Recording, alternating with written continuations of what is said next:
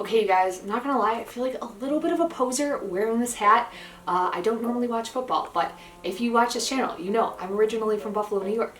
So we gotta rep Bill's Mafia. Hey, what's up, you guys? I'm Caitlin from Leave Me Alone Plants, and today I am doing a video that is an idea that I coincidentally stole from Kaylee. Well, I didn't steal it. It was just that she inspired me. She recently put out a video called Plants That I Regret Selling, and basically it was exactly what it sounded like. It went through plants that she had in her shop. If you're not familiar with her, she runs the Rare Plant Shop, I believe out of the UK, but I could be wrong. Her channel really focuses more so around rare plants. She has a ton of beautiful things, and basically she just went through the list of all the plants that at some point she has had in her shop and has since had seller's remorse. Yes, seller's remorse, I can tell you, is a real thing. Now, I personally also have a plant shop. It's very small, nothing crazy. I, on the other hand, tend to sell more common plants.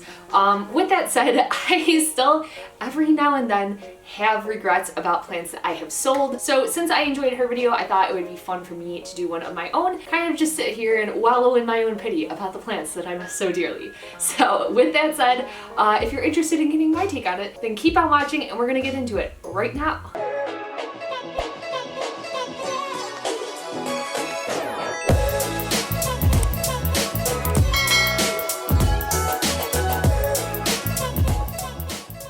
So if you watched Keely's video, I agree with exactly what she said in the beginning. And if you didn't watch that video, basically her take on it was that most of the plants that she really regrets selling are plants that she sold a long time ago. Now for me, I've been selling plants online for about 2 years, and most of the plants that I regret selling are plants that I've sold at least a year ago.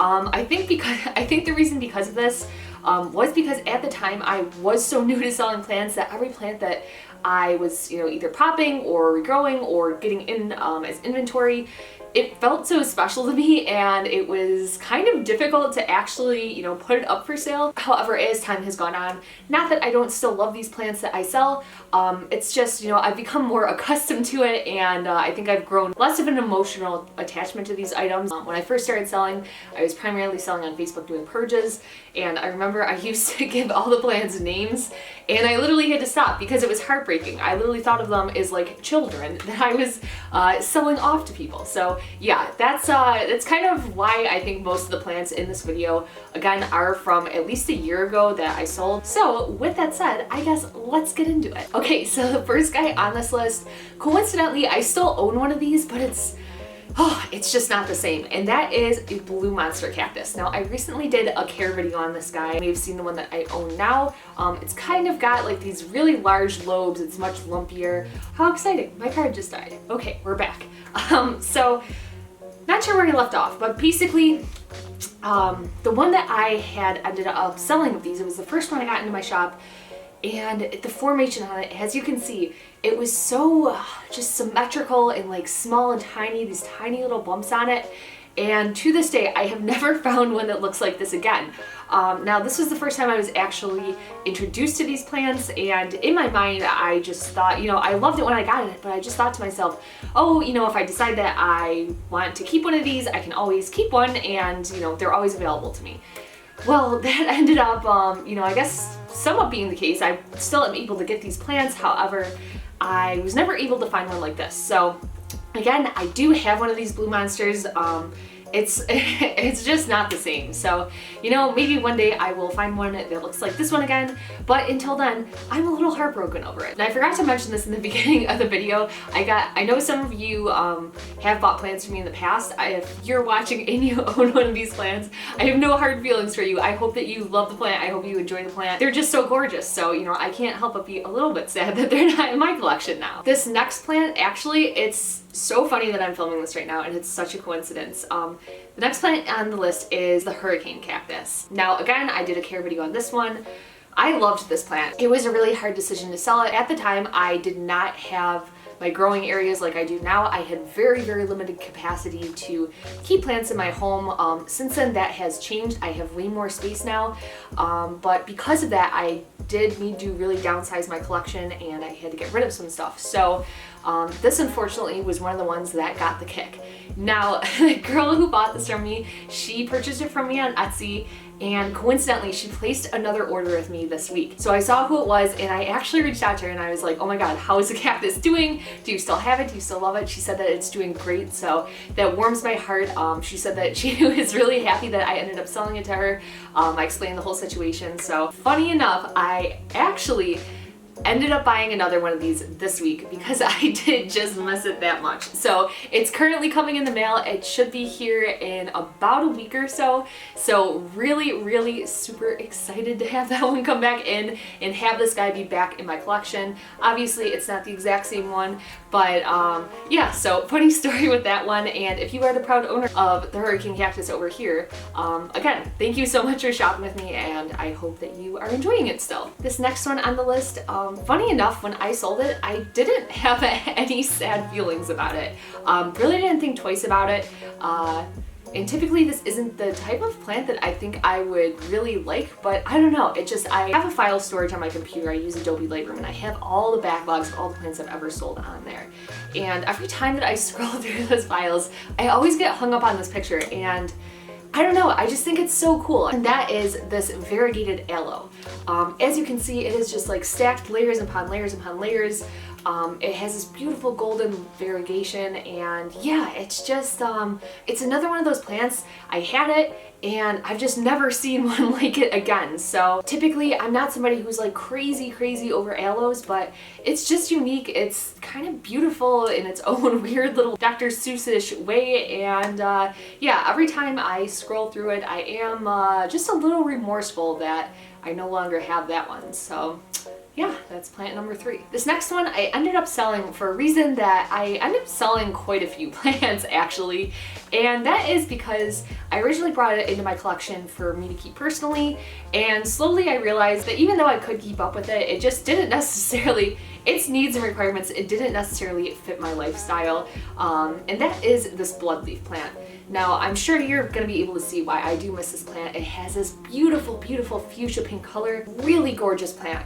The thing is this plant was thirsty AF. And as you guys probably know, if you watch my channel frequently, I tend to be an underwater. So, you know, it was one of those things, it like just wasn't meant to be.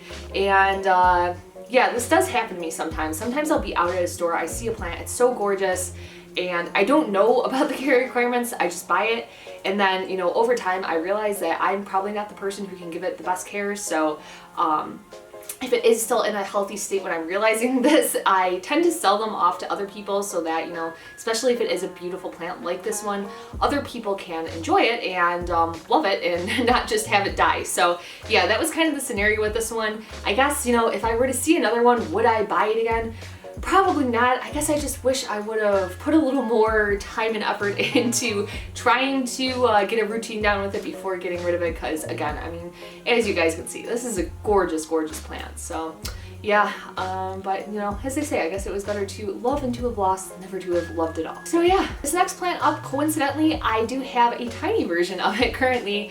And really the reason that I wish I wouldn't have sold this one in particular is just the size that it was, and that is my Glacier English Ivy. As you can see, this plant was beautiful. It was long, it was trailing and flowing. Oh, it's so gorgeous. For a long time, the thing is, once again, I didn't have a ton of room to keep a bunch of plants. So I was kind of in the preference of buying small plants opposed to large plants. However, now that preference has kind of flipped. And really I've really been enjoying buying mature, big, full, just trailing plants. I think for me nowadays, I would rather have a couple of those like really big statement piece plants as opposed to like a million tiny little plants. And again, that's something that's changed for me within the last couple of months. So at the time, that is why I sold this guy. Now, it's not to say that the plant that I have right now couldn't get to that size. Luckily, English Ivy is a pretty fast grower, but you know, at the end of the day, I say this a lot in my videos, I'm a little impatient. I guess it comes down to which you value more, money or time. And you know, I guess it doesn't necessarily correlate exactly when you're looking at plants, because plants aren't like a necessity, but to me, you know, money is something, it's always replenishable, whereas time is not replenishable. You know, you only have so much time in your life. So I am kind of the camp for things that if I can, you know, pay more for something that is going to save me time, then I am an advocate for that. And with that said, you know, if I can pay a little more for a plant that's mature and larger and just, you know, where I want it to be, I have more time throughout my life to enjoy that plant how I, you know, fully want it to be. So, again, yeah, it's not that I don't have one of these, I do, it's just not quite to the magnitude that this one was at. This next plant on this list, I actually had mentioned that I had sold my $5,000 houseplant wish list video, and that is a purple passion. Now, not so much nowadays, but I used to be super active on the Facebook plant groups, and I would post pictures of my plants all the time, and again, I used to sell exclusively on Facebook, so people knew that I sold plants, and every now and then I would post something from my personal collection, and somebody that knew that I would sell would reach out asking if I would be willing to sell that plant, and this one happened to be one of those scenarios. Again, it just, you know, it felt like the right time, so I ended up selling off this purple passion to somebody else.